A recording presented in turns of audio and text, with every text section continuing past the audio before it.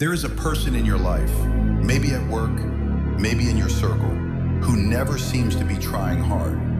Things just happen for them. Deals close, doors open, people say yes, and they walk through it all like they were born for it.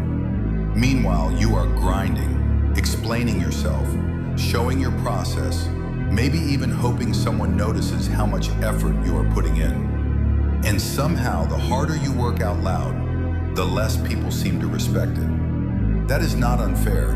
That is human nature. And today we are going to change how you play the game. This is Law 30. Make your accomplishments seem effortless. By the time this episode ends, you will understand why showing your effort is silently destroying your power and exactly what to do instead. Let us go back to the 1980s and talk about one of the greatest performances of effortless mastery the world has ever witnessed. Fred Astaire. The man was considered the most elegant, most graceful dancer who ever lived. When you watched him move across a screen, you believed he was born floating above the floor.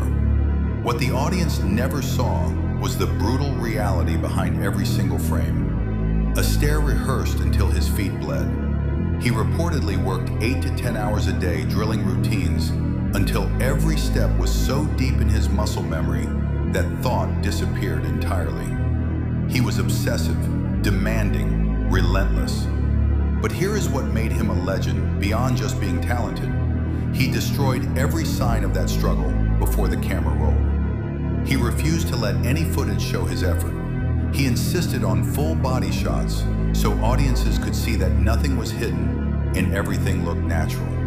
He protected the illusion with the same ferocity he brought to the rehearsal. And because of that, people did not just admire him, they were in awe of him. Awe does not come from watching someone try hard. It comes from watching someone make the impossible look like nothing. That is the first thing this law teaches you. Power is not just about what you do. It is about what people believe about you.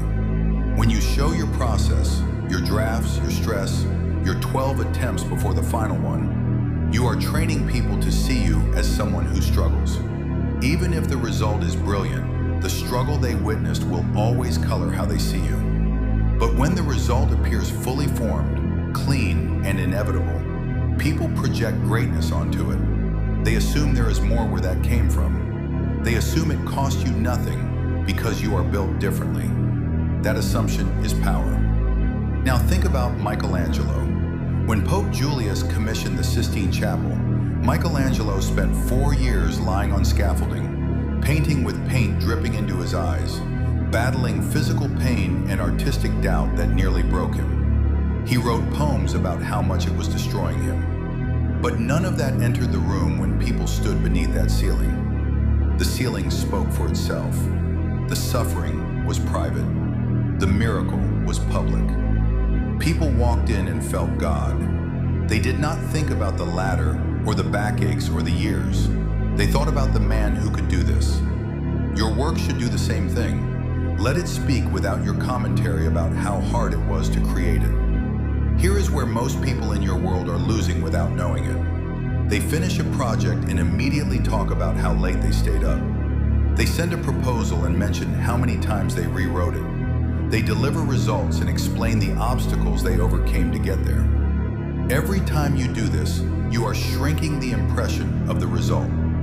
You are handing people a reason to see the work as costly rather than powerful. The strongest move is to deliver and then be quiet. Let people wonder. Let them fill the silence with admiration. The moment you explain the price, you cap their imagination. The second deep lesson of this law is about confidence. Effortlessness is the highest form of confidence you can display. It says, "This is just who I am. I do not need sympathy. I do not need recognition of my struggle. I do not need you to understand what it took." That energy is magnetic. It makes people want to be near you, work with you, trust you with bigger things. When Cary Grant was asked how he became so smooth, so impossibly cool on screen, he reportedly said he just pretended until it became real. That pretending was deliberate.